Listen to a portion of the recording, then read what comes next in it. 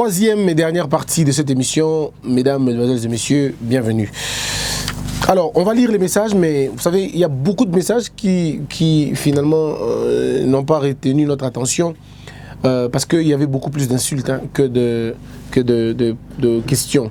Donc, on dit que bon, tout ça, insulte, on a sort, merci beaucoup, et ça, il est l'autre. Et Zanango, Makambu, Yamukili, Izaraka Bongo.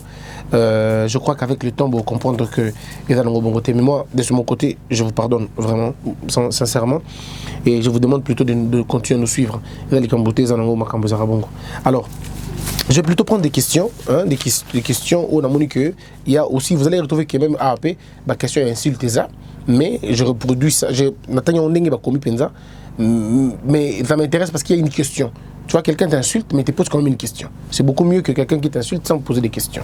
Donc, vous allez trouver qu'il y a beaucoup de questions qu'on n'a pas user parce qu'il n'y a que des insultes sans forcément des questions. Et puis, il y a d'autres qui font qu'encourager, mais peut-être qu'ils n'ont pas posé non plus de questions.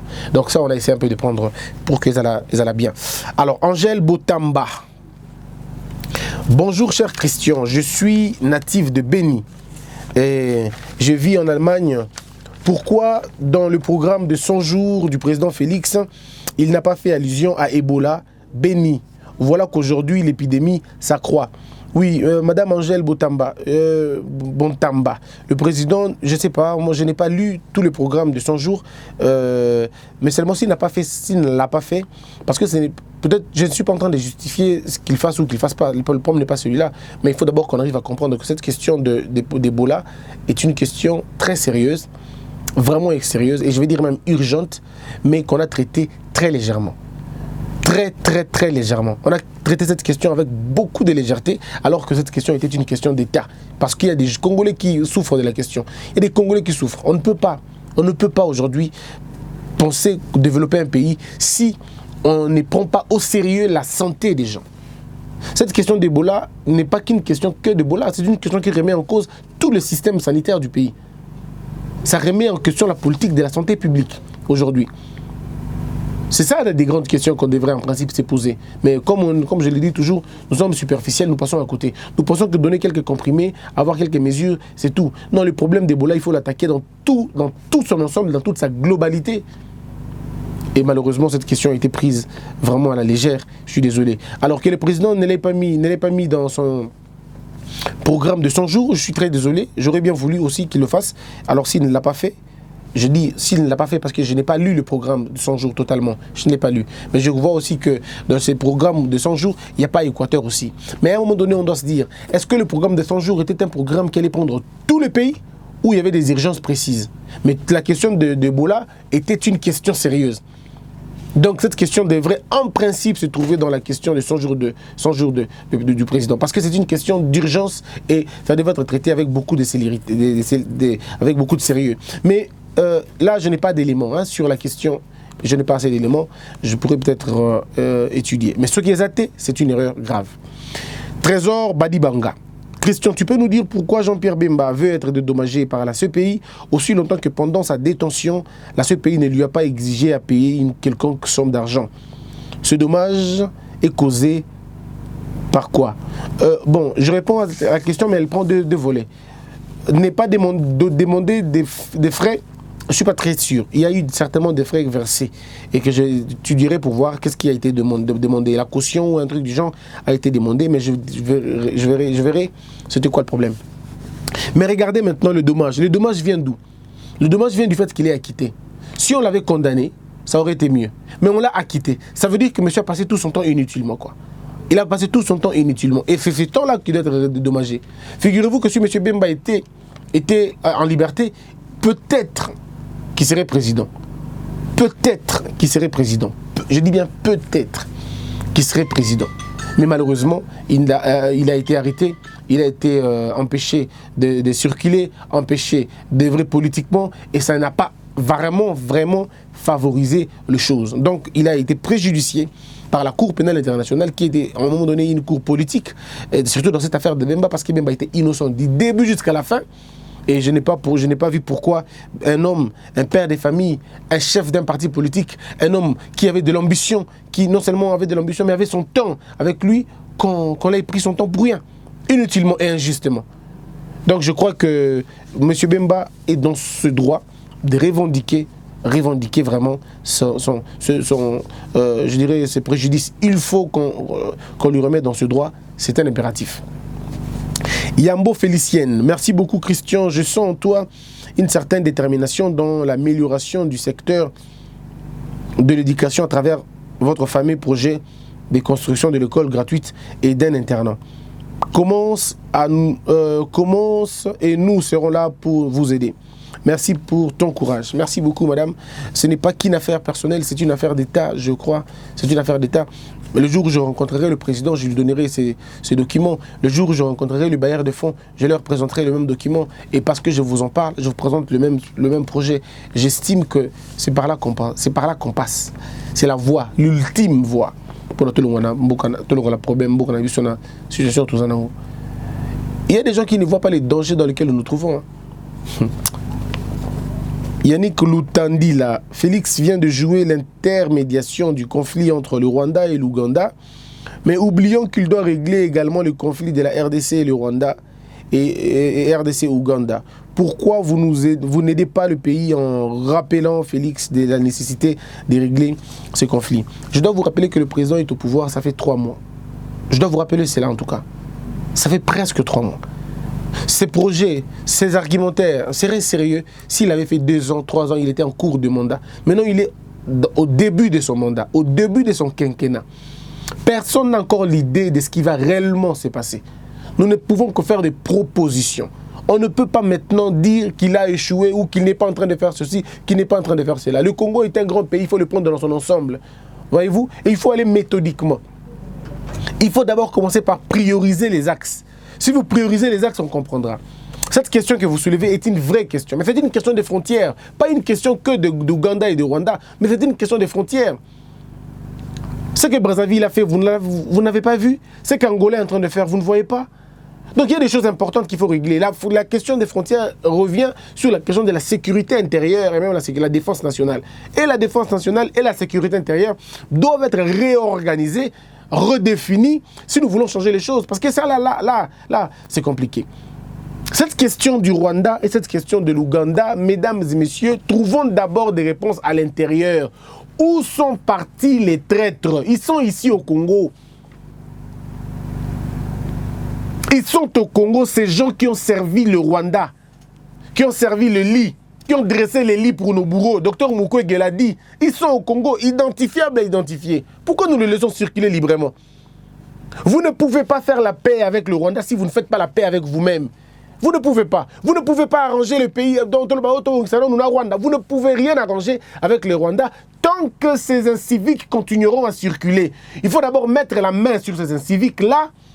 Si vous mettez la main sur eux, on publie cela, le Congolais voit que nous avons été trahis par nos propres frères. Même s'ils sont morts, il y aura des procès à titre posthume. Même pour des besoins de la postérité, il faut qu'on essaie de voir clair dans le contrat. Il y a les MERA. Tout le monde a un contrat, qui l'a signé, quel est son contenu, total pesanteur. Si nous arrivons à faire cela, mon frère ou ma soeur, non, mon frère Yannick, tout ça,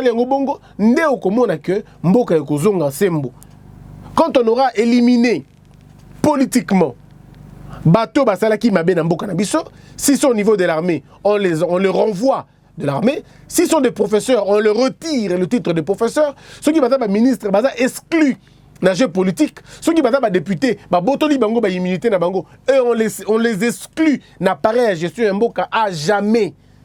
À jamais, ces gens ne pourront encore revenir. Ceux qui sont ambassadeurs, te retirer bango na mboka, et bavandi na mboka, baftikali libela, ils ne pourront plus jamais se déplacer, ils resteront au pays. Il faut des sanctions sévères pour les traîtres.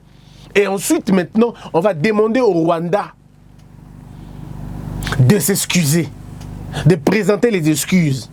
Il faut d'abord commencer par remettre l'ordre au Congo, et puis demander aux autres de vous respecter maintenant. Il faut que les Rwandais viennent aussi s'incliner ici, demander pardon pour le tort qu'ils ont commis.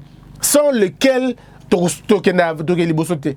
l'Allemagne et la France ont fait la même chose. Il fallait d'abord établir les responsabilités, se demander mutuellement pardon pour oublier le passé. Parce que nous sommes obligés de vivre ensemble avec le Rwanda. Le conflit ne va pas nous aider. Mais avant de passer à autre chose, il faut que le Rwanda accepte qu'il nous a persécutés. Il faut que le Rwanda reconnaisse qu'il nous a fait du mal et puis qu'il répare le tort. Mais avant qu'on arrive à l'étape du Rwanda, il faut d'abord au Congo, ici, nous-mêmes. Ces gens-là ne sont pas loin, ils sont au Congo. Ceux qui sont partis, on peut toujours demander leur extradition. Ceux qui sont partis doivent revenir. Il faut répondre à l'acte. Ça sera comme ça que nous allons former une génération de conscients.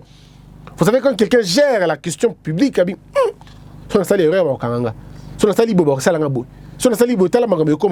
le Congo va se développer, on ira très loin. Très loin. Je crois que la solution pour Nanga Ngouana d'abord. Après, on va parler du Rwanda, d'Ouganda, on va parler de ces choses-là. Du sommet au plus petit. Que tout celui qui a été impliqué d'une manière ou d'une autre, Nalikambo Telaka conflit à Congo, qu'il a été traître, il a trahi, il a perçu des fonds, Batouana Bazala jugé. Je ne dis pas qu'il soit tué, je dis qu'il soit jugé, entendu et condamné. Mais à ma cas, c'est pour que Bana Baza modèle na bangote. Et moi, je crois même aller plus loin, bannir ces noms-là na combo na biso pays. Oui, ça peut être sévère, mais qui peut donner son fils le combo Hitler? Qui peut donner Hitler na Allemagne?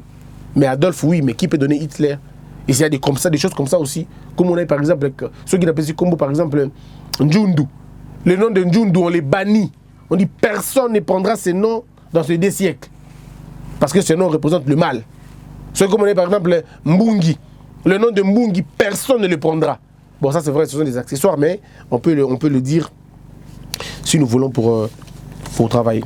Dites-nous en termes clairs pourquoi on a supprimé la Cour suprême de justice, c'est Pierrette Mayala, de justice pour l'éclater en cour de cassation, en cour constitutionnelle, en Conseil d'État.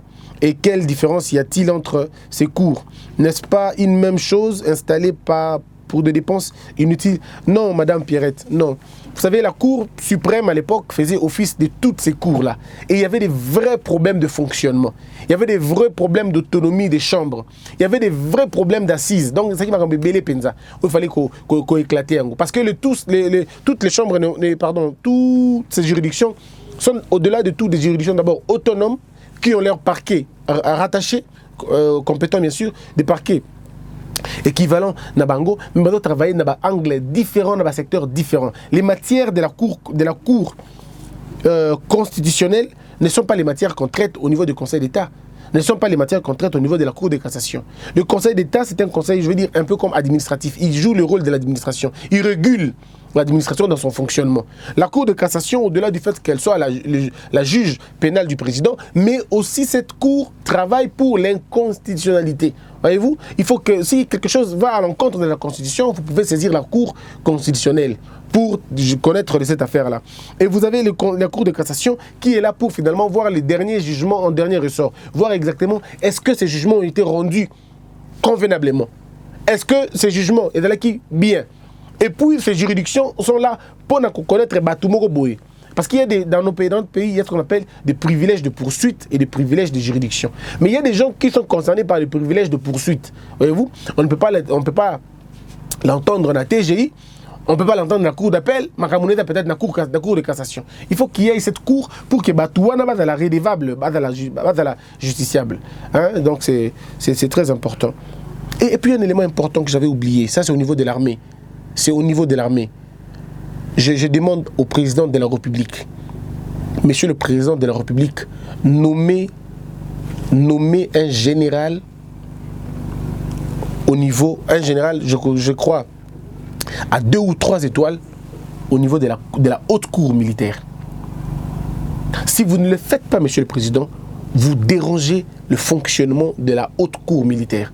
Il y a certains généraux, je parle de Monsieur Didier Ntumba. Monsieur Didier Ntumba, par exemple, ne pourra jamais être entendu, jamais jugé au niveau de la haute cour militaire. C'est difficile. Parce que les militaires ne peuvent pas, le sous-gradé ne peut pas juger le haut gradé. Voyez-vous, Monsieur le Président, il faut avoir un général. Donc, parmi les auditeurs supérieurs militaires, là, nommer un, élever un ou deux au rang des généraux 3 étoiles ou des généraux des armées, selon leur configuration de l'armée, pour permettre à ces auditeurs-là d'entendre tout. Généraux Moussous. Parce qu'un capitaine ne peut pas entendre un colonel. Un colonel ne peut pas entendre un général. Et un général inférieur ne peut pas entendre un général supérieur. Il faudrait maintenant aller au point de nommer un auditeur ou deux auditeurs ou même trois des auditeurs supérieurs bango dans la fonction wana ou dans la fonction équivalente. Voyez-vous? Parce que ceux qui m'ont dit Tumba commettre infraction, moi je kangaye kozalate. Ceux qui m'ont dit John Numbi, asali kambu, moi je kangaye kozalate parce qu'il est le haut gradé. Il faut lui trouver dans la composition, un tribunal, pardon, il y a cour, il faut lui trouver Moutouada, l'icolo naye, to nase, to équivalent naye. Sinon, il y a un problème. Donc, il y a une parenthèse, moi, il y a un Moutou, Monsieur le Président, et je vais développer ça calmement pour que l'on l'union. Parce que là, il y a un bon pour empêcher les généraux, vous avez entendu. Et aujourd'hui, si vous ne changez pas ça tout de suite, vous aurez du mal à entendre certains généraux, ceux qui sont impliqués dans le massacre. Ceux qui sont impliqués dans ma Cambo, c'est les mecs qui sont est. Commencez d'abord au niveau de la cour, nommer des gens au bazar supérieur, généraux, au bazar équivalent à Bango, pour qu'ils entendre Bango, pour la commission de statistique et ça la bien. Très bien. Dites-nous en termes clairs pourquoi, ça j'ai répondu, Madame Pierrette. Rebecca Bingima, Christian, je vis à Auvergne depuis 29 ans, je suis totalement d'avis pour tous qui sont prêts à vous aider dans le projet de la construction de l'école où les frais seront gratuits. Seulement faites une interpellation publique et publiez tous les moyens et toutes les voies par lesquelles les fonds peuvent vous atteindre. Ça se passe en tout cas par notre manière, par notre numéro de téléphone. Si vous nous appelez, vous êtes intéressé à aider ce que nous faisons, faites-le, on sera très d'accord avec vous. Judith Boukusa, la descente du président Félix au Rwanda et sa visite en Ouganda est-elle la façon stratégique pour lui d'installer son état-major à l'est du pays, ou en est-on avec cette promesse jusque-là? Bon, c'était d'abord une promesse électorale, mais je crois qu'il tient à atteindre ce projet, à la réaliser. Il faut maintenant voir au niveau de la faisabilité. Non, mais la descente du président Félix au Rwanda et en Ouganda, c'était un appel de ces pays-là.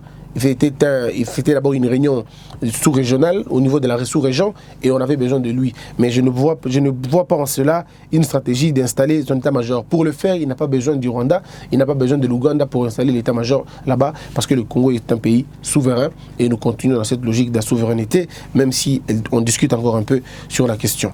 Rosim Poutou, Kabila a déjà donné son accord sur la canalisation de la rivière Ubangi vers le Tchad. Ces contrats, tous sont bloqués dans les proches de Kabila. Pourquoi un tel homme Félix peut protéger? Christian, pourquoi tu n'es pas d'avis qu'on arrête Kabila et que l'on l'extradie à la CPI alors que tous les jours et nuits tu sèches ta voix pour dire le mal, pour dire de son mal?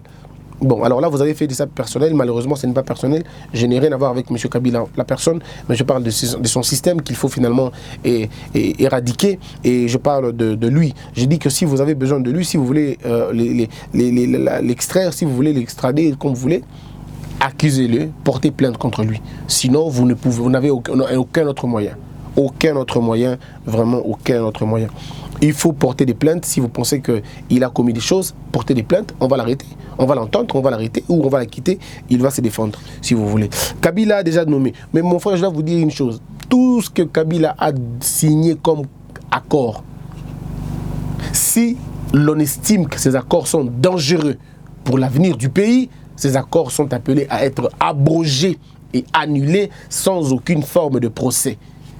Et c'est donc ici le temps d'interpeller M. le Président Félix, de revoir certains accords de nature à dénaturer ce pays, de nature à confisquer notre indépendance et à un moment donné même à servir à l'encontre du pays. Il faut revoir certains accords. La question du fleuve Tchad, la question de notre rivière pour aller au Tchad est une question très sérieuse et l'honorable Moutinga en parlait suffisamment dans son livre sur la problématique du lac qui sera une troisième guerre mondiale.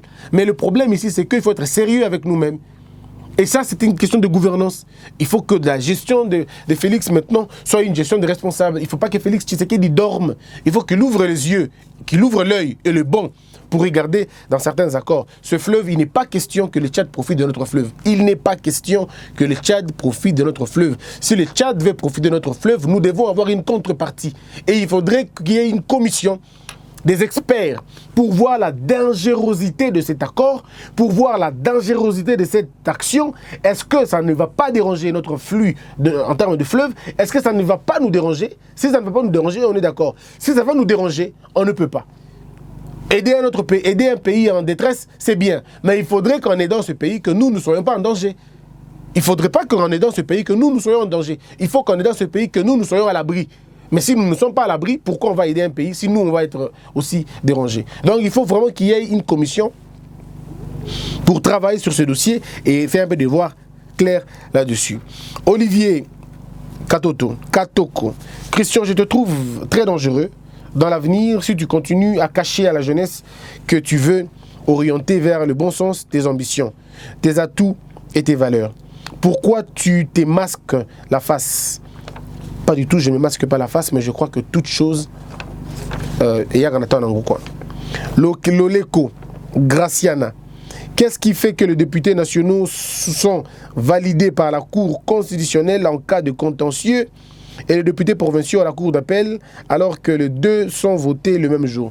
Oui, ils sont votés le même jour, mais ils n'ont pas le même niveau. Le député provincial, son mandat, il est provincial, alors que le député national, son mandat est national. Et parce que le mandat est national, c'est au niveau de la Cour constitutionnelle, lorsque le mandat est provincial, c'est au niveau des cours d'appel. C'est tout à fait normal que les cours d'appel s'en occupent, parce que le député provincial est lié à la Cour d'appel, il est justiciable au niveau de la Cour d'appel, alors que le député national est c'est à ce niveau-là. Donc je crois aussi que ça était un élément important à rappeler Nabandeko. Mais alors, les règlements d'ordre intérieur de toutes les assemblées, c'est au niveau de la Cour constitutionnelle, pour conformité à la Constitution. Parce qu'il n'y a qu'une seule Cour qui regarde la conformité de la Constitution, c'est la Cour constitutionnelle. Donc toutes les assemblées, et que ce soit nationales, provinciales, et même les Sénats, les règlements d'ordre intérieur doivent être rendus conformes à la Constitution par la Cour constitutionnelle. Christian, dis-nous, présente-nous un jour ta mère. Présente-nous un jour ta mère pour voir comment une femme peut éduquer un enfant comme ça. Je n'imagine pas que tu viennes du Congo. Bon, c'est un peu ça. Parce qu'un monsieur m'a écrit, m'a dit en audio que je présente ma mère, même en photo, tout. Je trouve ça pas important. Mais pour vous répondre déjà, personnellement, je ne la connais pas, je n'ai pas vécu avec elle. Elle est partie, j'avais 22 mois. Donc je n'ai aucun souvenir d'elle. Tout ce que je connais, c'est qu'elle s'appelait Alliance Abounos. Et c'est tout. Elle est de Idjoui, je crois. Mais en tout cas, à part ça, je ne connais pas beaucoup sur elle. Pas de photos, pas d'images, pas de pensée. Mais je l'aime de tout mon cœur. De tout mon cœur, ma fille portera son nom. Donc voilà un peu ce que je retiens de cette dame. Peut-être qu'elle était jolie, je ne sais pas. Mais je prie qu'elle soit fière de moi, quoi, je crois. Christian, jusqu'à quand s'achèvera le mandat des animateurs de la CENI? Que deviendra Nanga après son mandat? Sera-t-il un citoyen simple ou un fonctionnaire de l'État à vie, comme le cas de Kabila qui est sénateur à vie? Non, les statuts des anciens collaborateurs, des anciens membres de la CENI sont des statuts normaux. Ils redeviennent à leur fonction habituelle parce que c'est une fonction temporelle. C'est le cas du professeur Njoli qui est revenu un citoyen normal. Il est sénateur, il est professeur, ça restera comme ça. Donc M. Nanga sera la même chose. S'il a des fermes, il sera fermier. S'il était enseignant, il rentrera au niveau de son histoire. Là. Il n'y a pas de salaire après. C'est fini, quoi. Quand il est parti, il est parti. Et donc, il deviendra, après son mandat, une personne comme toi, comme moi. Archange Forest, tu n'as jamais parlé de l'égalité entre hommes et femmes dans tes analyses pendant que le mois de mars s'inspire dans peu de jours. Pourquoi cette injustice, cher Christian? Ah non, madame Archange, pour moi la femme est tout ce qu'il y a de mieux sur terre. La femme pour moi représente la vie, représente le thermomètre du développement d'un pays. Si vous voulez voir dans un pays son développement, regardez comment on traite sa femme, comment on traite la femme. La femme, pour moi, est une mère, est une fille, est une épouse, est une camarade, et tout. Et je n'ai aucun mal qu'une femme me dirige, je n'ai aucun mal. Si une femme devient présidente, je serai d'accord. Je suis tout à fait d'accord que les femmes doivent travailler. Je vous aime beaucoup d'ailleurs. Et j'ai pris que j'ai une première fille. Moi, j'ai pris quand j'aurai un enfant, que mon premier enfant soit une fille. Imaginez. Donc, j'aime beaucoup. Et je respecte beaucoup la femme. Et j'avais une pensée, d'ailleurs, j'avais demandé à Homo de me le rappeler. J'avais une pensée à toutes les femmes qui élèvent seules leurs enfants. Mesdames, vous n'imaginez pas le miracle que vous accomplissez tous les jours. Je parle ici de veuves. Je parle ici des femmes abandonnées. Je parle ici des femmes violées. Je parle ici des femmes abusées. Mes chères sœurs, ne perdez pas l'espoir. Vous êtes le miracle. C'est-à-dire que vous êtes des miracles. Tous les jours quand on se réveille, qu'on voit une femme avec 2 enfants, avec 3 enfants, en train de les élever. Et les enfants aujourd'hui 15 ans, 16 ans, 17 ans. Et aucun n'est tombé dans la drogue. Aucun n'est tombé dans le banditisme. Ces enfants sont à l'école. Non, vous n'avez rien envié, quoi. Vous êtes, je dirais, vous êtes exceptionnel. Vous n'avez aucune idée. Si on ne vous l'a pas dit, moi je vous l'ai dit. Vous êtes exceptionnel. Vous êtes mieux que beaucoup d'hommes. 10 fois mieux que beaucoup d'hommes. Je sais ce que c'est. Être une mère et être au foyer en même temps, ce n'est pas d'avoir un homme à côté. Mais vous êtes fort. Vous êtes forte. Je vous demande de ne pas baisser les bras. Continuez à inspirer les futures générations. Le mariage, ce n'est pas ce qu'il y a de mieux sur terre. Non, c'est faux. C'est pas tout. C'est pas ça la finalité de la vie. Tu peux réussir ta vie sans passer dans le mariage. Tu peux réussir ta vie sans passer dans le mariage. Il y a beaucoup de femmes aujourd'hui, si elles ont des problèmes, c'est parce qu'elles se sont simplement mariées avec des mauvaises personnes. Le mariage n'est pas mauvais, mais il faut bien vous marier. Si vous n'avez pas, ce n'est pas un problème. On ne court pas après le mariage. Laissez que le mariage vienne vers vous. Si le mariage ne vient pas, laissez-le. Vous continuez votre vie. Il y a autre chose dans la vie. Il n'y a pas que le mariage. Ne vous focalisez pas là-dessus. Ne faites même pas une prière pour ça. Souvenez-vous que Dieu a dit, il n'est pas bon que l'homme soit seul. On n'a jamais dit qu'il n'est pas bon que la femme soit seule. C'est l'homme qui a besoin d'aide, pas vous. C'est vous l'aide, en réalité. C'est vous l'aide. C'est vous qui êtes là pour aider l'homme. C'est vous qui nous correspondez, et pas l'inverse. On a besoin beaucoup plus de vous. Chères femmes, vous qui élevez seules vos enfants, je vous dis, vous êtes pour moi des miracles. Vous êtes des héroïnes. Et si vous êtes un enfant d'une mère, pensez à ces femmes-là. Si tu es en train de travailler, écris à ta mère qui t'a élevé seule. Dites-lui, maman, je t'aime beaucoup. Moi, si la mienne était vivante, je ne sais pas comment, qu'est-ce que je ferais avec elle. Je la prendrais certainement tous les jours dans mes bras pour dire combien je l'aime, combien c'est important de vivre avec une mère, combien c'est important d'être à côté d'elle. Donc, chère sœur, Archange, vous êtes une bénédiction pour nous. Tu es un bon formateur. Vos émissions de l'école de la sagesse ont changé ma façon de voir le monde et l'homme. Merci, que Dieu soit avec ce que vous faites. Merci. Raymond Missa, cher Christian, dites-nous, quel est votre modèle dans le monde politique en Afrique? Le monde politique de l'Occident, le monde religieux et le monde scientifique. Bon, je vais le dire. Le monde politique en Afrique, je pense à comment il s'appelle c'est vrai, Mandela était un modèle pour moi, un modèle de la réconciliation. Parce que moi, je n'ai pas des modèles total. Non, le modèle pour moi, en termes de négociation, en termes de réconciliation, de maîtrise de soi, c'est le président, le défunt président Mandela. Le modèle de l'unité nationale, c'était Mobutu, le politique. Hein. Et puis, vous avez quelqu'un, j'oublie le nom, il est parti, c'est un ancien président sénégalais, Diouf, voilà. Voilà. Lui aussi, il m'intéresse beaucoup. C'est un modèle pour moi, un modèle politique pour moi. Mais ils sont nombreux. Hein. Je parle de Laurent Gbagbo aussi pour sa ténacité, pas le côté noir. Kadhafi pour sa personnalité en tant que président. Je ne parle pas de son côté dictateur, mais ça aussi, il faut discuter. Non, mais il y a beaucoup de modèles. Je parle de Kwame Nkrumah aussi, Julius Nyerere. Ils sont nombreux, des modèles qui m'ont influencé. Le monde politique de l'Occident, je dois vous dire la vérité, Winston Churchill était un modèle pour moi. Beaucoup Obama, et puis voilà. En France, je n'ai pas encore trouvé un président modèle pour moi. Peut-être Macron pour sa jeunesse, oui. Et puis le monde religieux, il y avait un monsieur qui est mort, il est décédé, il s'appelait comment il s'appelait Maïs Monero. Hein, Maïs Monero. Et puis il y a Ivan Castano. Il y a aussi, qui d'autre? Bon, ils sont nombreux, mais bon, les deux là m'intéressent beaucoup. Et le monde scientifique, c'est tout scientifique sincère m'intéresse. Il n'y a pas beaucoup de modèles. J'ai le professeur Mbata que j'apprécie beaucoup, que je suis beaucoup, le professeur Isambo. Ils sont nombreux, des professeurs que j'apprécie beaucoup aussi. Trésor, combien de cachots illégaux sont démantelés et fermés par Félix, car était son premier objectif quand il sera au pouvoir. Yebisa Félix Atika Biloba Loba. Ok, bon, en tout cas, Nairobi Saye son amounier, Nairobi Saye que lui naye Atika Biloba Loba Ndeko Trésor Katabuka. Merci. Donc moi je réponds à la question. Le tate pas. Aujourd'hui déjà Nairobi Saye Bongo Atika Biloba Loba. Néné Mbangu, Christian, êtes-vous pour ou contre la réduction des émoluments des députés? Si oui, combien proposes-tu? Moi je propose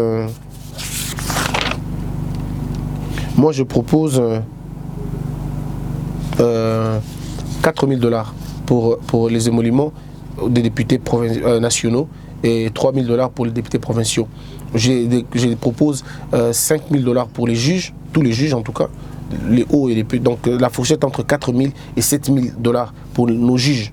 La fourchette, voilà. Je propose pour les militaires le plus petit 1 300, le plus grand, c'est-à-dire à Généraux Nabisso, 4 000 $. Je propose, voilà. Les fonctionnaires de l'État, fourchette, il y a 1 300 $, ti na 15 000 $. Bah, fonctionnaire Nabisso à l'État, de 1 000 à 15 000 $.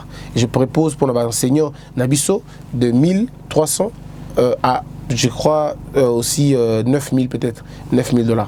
Et dans la proposition autour de ça. Le problème est combien où trouver l'argent, c'est très possible, très facile, quand on sait que 3 000 personnes, bah, il y a 1 milliard de $, il y a Congo, parce que dans l'institution république, 1 milliard de $, et bah, tout, Batikali, il y a 400 000, je crois qu'à un moment donné, il faut réfléchir sur cette question. Il faut que le président Félix aille dans la gouvernance Oyo, l'État congolais aille l'institution république, il y a combien exactement? Bah, dépenses ni baliak. Bah, on a partir de tout ça, bah, coupe pour que tu défalquer Mbongwana place mon sous. C'était ça. Voilà, Christian, jusqu'à quand s'achèvera le mandat des animateurs de la CENI? Non, ça j'avais répondu. Ouais. Voilà. Yves Chabouila. Christian, vous n'êtes qu'un simple flatteur. Sinon, pourquoi refuses-tu de lancer un appel de fonds pour le grand projet que vous possédez? Nous sommes tes frères à l'étranger. Nous savons bien que la situation économique au pays est catastrophique. Sois ouvert, nous serons là avec le peu que l'on pourra. Mais flatteur, on n'a pas compris. Flatter, n'inga inzambe. Ben Lukasu. Oui, mon frère Yves Chibouila, je dis toujours que le but pour nous à la télé, c'est pas de mendier. Le but pour nous à la télé, c'est de vous faire participer au projet de développement. Si ça vous intéresse vraiment, vous nous appelez à côté, on discutera ça. Ben Lukasu, tu as totalement raison. Si Félix ne nous donne pas les statistiques sur les morts et les massacres du pays, alors qu'il n'enterre pas non plus son père, car ça sera une insulte et l'opprobre à la nation. Monsieur Félix Tshisekedi, ici c'est très clair. Tous ces gens qui ont été tués, qui ont été massacrés, lâchement et injustement, réclament justice. Je ne vous demande pas non plus, Monsieur le Président, d'aller dans les comptes, d'aller dans les règlements de comptes inutiles. Non. Je vous demande simplement de nommer une structure qui va vraiment étudier cas par cas. Peu importe le temps que ça va prendre, mais nous demandons que ça soit rapide, mais que ça soit bien fait. Le problème, c'est que nous avons des rapports, les rapports Momping, les rapports aux États-Unis. Il y a beaucoup de rapports que nous devons lire pour enlever les caractères subjectifs de ces rapports-là, mais nous en tenir aux faits. Il ne s'est pas passé un siècle, il s'est passé 20 ans ou même 50. Il faut justement aller voir. Je crois que les victimes sont encore vivantes pour certaines personnes. Il y a des gens qui ont perdu leurs frères. Ils peuvent témoigner. Nous demandons au président de s'attarder sur la question. Une commission doit être créée pour étudier l'affaire et nous donner les statistiques exactes. Il faut qu'un Congolais de l'école primaire aille que 20 millions de Congolais ont été décimés dans 20 ans. 10 millions dans 20 ans. 5 millions 600 000, 400 000, on veut avoir les chiffres. On ne veut pas avoir les chiffres. Oh, le logomi, 12 millions, 15 millions, 20 millions. Non, on n'a pas besoin de ça. Parce que ce qu'on a dans le village, combien, on se rend compte que alors nous voulons avoir des chiffres exacts et authentiques. Parce que s'il faut que les écrivains écrivent, ils auront besoin de preuves. On aura besoin de ça. Tout le monde a la vérité des statistiques, tout le monde a yango. C'est très important, monsieur le président. Ça sera la seule manière où on honorer Bateau Bakoufa. Et puis quand on aura fini ça, maintenant, nous réglons le problème avec le Rwanda. On règle le problème. Si nous réglons efficacement le problème avec le Rwanda, les autres pays frontaliers, on va comprendre qu'on n'est pas un pays au Bago Sakarana Bongo. Ce que aussi, si on a Angola, l'Angola doit aussi nous dire de quel droit a-t-il renvoyé nos frères dans la condition Wana. Renvoyer les gens, c'est bien, mais dans ces conditions inhumaines, il faut que l'Angola aussi s'excuser.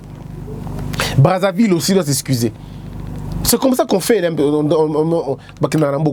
Allez doucement, des commissions et des commissions. Et vous allez bien. Yengo Jacqueline, Christian, êtes-vous d'avis que pour lutter contre la criminalité, la police doit retirer ces hommes commis à la sécurisation des privés? Voilà les raisonnements d'un conseiller de M. Félix. Non, il s'est trompé, c'est pas comme ça. Malheureusement, à mon avis, c'est pas ça. Régler les problèmes de la sécurité, ça n'a rien à voir avec retirer les policiers. Mais il faudrait dire aussi que même en France, chez vous, je ne sais pas si un policier, l'État n'a pas bon baramutu. Ça arrive dans certains cas. Mais il faut que ces gens-là soient menacés. Il faut que ces gens-là courent un danger. Mais si les gens ne courent pas un danger, pour sa propre sécurité. Mais il y a des services de gardiennage. Il faudrait aussi que le service de gardiennage est comme un bon moment ébélé. Mais il faut que l'État maîtrise bien ces secteurs, sinon il y a comme un problème sérieux. Parce que c'est qu'un policier peut faire, cet agent de la sécurité peut le faire aussi. Si vous laissez les agents de sécurité, comme ébélé, ça pourrait être une milice qu'on ne pourra plus gérer. C'est pourquoi la question de sécurité de l'État doit être gérée avec tout le sérieux du monde, pas avec émotion, sinon ça va nous amener nulle part. On va terminer avec Trifon Nzaloukou. Tu viens d'être à l'Équateur, si je ne me trompe pas. Tu veux encore y retourner encore pour quelle cause? Qui est réellement derrière toi, monsieur? Tu joues à la carte de Félix ou de la Mouka? Ni de l'un, ni de l'autre. Je suis ni de la Mouka, ni de Cash. Je fonctionne avec mes propres frais parce que je suis porté par quelque chose de beaucoup plus grand que moi, c'est l'éducation des enfants. J'estime que nous n'allons pas élever ce pays sans éducation des enfants. Il faut commencer à éduquer nos enfants. Regardez comment nous réfléchissons aujourd'hui. Regardez comment nous sommes aujourd'hui. Nous sommes aujourd'hui le fruit de ce qu'on a été avant. Quand tu regardes un Congolais qui insulte facilement, qui se laisse très facilement dans la barbarie et sans éducation aucune, c'est parce qu'au niveau de l'école, il n'a rien eu. C'est parce qu'au niveau de l'école, c'est là qu'il faut travailler. C'est là qu'il faut changer la mentalité des gens. Et pour le faire, il faut la gratuité de l'école et la qualité de l'école. La gratuité, mais la qualité de l'école. Et c'est pourquoi nous disons que nous devons construire ça. Et donc, toi qui m'écris, vous qui m'écrivez, pardon, monsieur Trifon, je te demande de nous aider. Viens nous soutenir, on va le faire ensemble. Merci beaucoup. Jérémy Maïkondi Mangboko était à la supervision de l'émission. Puis il y a eu Homo Fortus qui était au niveau de la réalisation. Je vous dis merci beaucoup, je vous retrouve demain. Portez-vous bien comme on dit toujours, que la peur quitte nos esprits et que Dieu bénisse la RDC.